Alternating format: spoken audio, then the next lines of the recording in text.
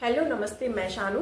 आज मैं आप सबके बहुत सारे सवालों के जवाब पूछने के लिए डॉक्टर सुनीता मैम के पास आई हूँ। तो मैम, मैं आपका वेलकम करती हूँ। तो मैम, सबसे पहले हम ये जानना चाहते हैं कि कॉलिक होता क्या है। देखिए, कोलिक में जैसे आपने देखा होगा कि बहुत छोटा बच्चा जो होता है 1.5-2 महीने का, लगातार रोना उसका और कई घंटों तक लगातार रोना, किसी चीज से चुप ना होना, उसको हम कोलिक का नाम देते हैं मेडिकल। मैम, कॉलिक तो हम समझ गए कि क्या होता है, पर ये किस उम्र से शुरू होता है? कौन से मतलब महीने वाले बच्चों में होता है कि साल में जो बड़े होते रहते हैं उनमें होता है? देखिए, ये इसकी उम्र जो है अमूमन 1.5 माह की से शुरू होके 3 माह तक या 6 माह तक भी हो सकती है, लेकिन सबसे ज्यादा इंसिडेंस इसका 1.5 से 2 माह के बीच में देखा जाता है। कि मतलब कोली की पेन जब उठता है तब बच्चा जो है इस तरीके से रोना शुरू करता है कि माँ बाप क्या घर के सारे मेंबर जितने हैं वो परेशान हो जाते हैं कि ये क्या हुआ बच्चे को। मैम, कैसे पता कर सकते हैं लक्षण क्या क्या होते हैं जिससे माँ बाप पहले से सचेत हो जाएं कि क्या हुआ है बच्चे को?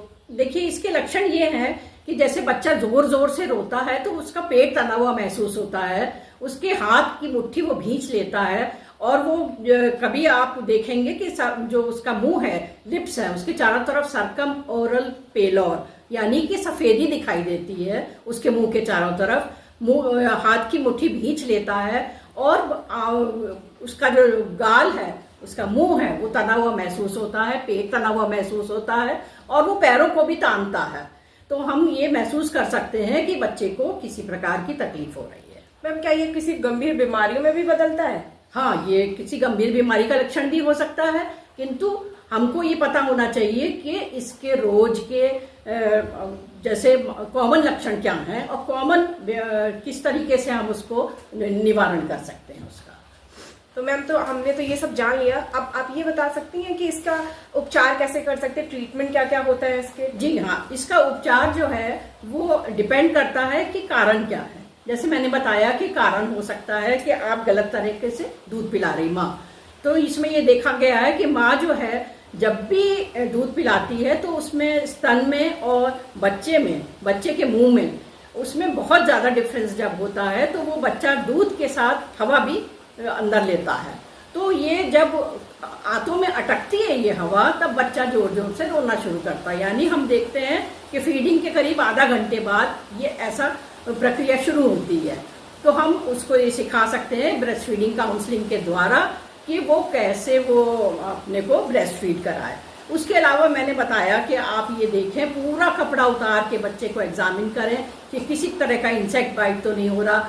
आजकल की माएँ जैसे डायपर्स यूज करती हैं तो वो डायपर्स में किसी तरह की उसके पेशाब के रास्ते में या टट्टी के रास्ते में किसी तरह की लालीपन तो नहीं आ रही है, जिसको हम लोग मेडिकली कैंडिडा इन्फेक्शंस कहते हैं। वो कैंडिडा इन्फेक्शन तो नहीं डेवलप कर रहा है जिसकी वजह से बच्चा रो रहा हो, या फिर जिसको कहते हैं हम लोग कि चाइल्ड अब्यूज में क्या होता है कि बच्चे को छुप के कुछ लोग मारते भी हैं, यानी कि जैसे घर के माँ बाप छोड़ के उसको और बाकी लोग उसको बच्चे को मारेंगे। तो उससे क्या होगा, नीले नीले चकत्ते पूरे शरीर में दिखाई पड़ते हैं। और उसके अलावा क्या है, मुंह में कैंडिडा इन्फेक्शन हो जाए जिसकी वजह से ऐसा हो सकता है, या ईयर इन्फेक्शन हो जिसको हम लोग ओटाइटिस मीडिया कहते हैं, कान में दर्द होता है, और या फिर पेशाब करने से पहले यूरिनरी इन्फेक्शन जब होता है तो पेशाब करने से पहले बच्चा जोर जोर से रोता है। इसलिए इसका ट्रीटमेंट एक ट्रीटमेंट नहीं है, इसका ट्रीटमेंट डिपेंड करता है कि कारण क्या है। जी मैम, तो अब हम चलते चलते कुछ कैरी होम मैसेज। तो कैरी होम मैसेज यही है कि सबसे पहले आप ये देखिए कि जब भी बच्चा ऐसे कोलिक की पेन करके आता है तो आप कोशिश ये करें कि बच्चे को इरेक्ट पोजीशन में यानी सीधी पोजीशन में रखें, जिससे कि उसको गैस पास कर सके, और या फिर उल्टा लेटाएं, पेट के बल लेटाएं, और माँ को ये सिखाएं कि स्तनपान कैसे कराया जाता है, नंबर 1। और नंबर 2 में ये है कि कारण पे डिपेंड करता है कि कैसे आप उसका ट्रीटमेंट करेंगे।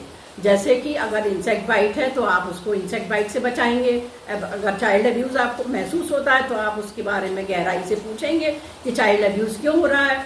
और अगर आपको लगता है कि ओटाइटिस मीडिया है या इस तरह की यूरिनरी ट्रैक्ट इन्फेक्शन है तो उस हिसाब से उसकी जांच कराएंगे और वो करेंगे। लेकिन मेरे देखने में सबसे ज़्यादा महत्वपूर्ण कारण ये होता है कि माँ जो है दूध पिलाने में और उसको डकार नहीं दिलाती है, और साथ में गैस भी, बच्चा हवा जब निगलता है हवा भी साथ में लेता है तो वो परेशान होता है और बाद में रोना शुरू करता है।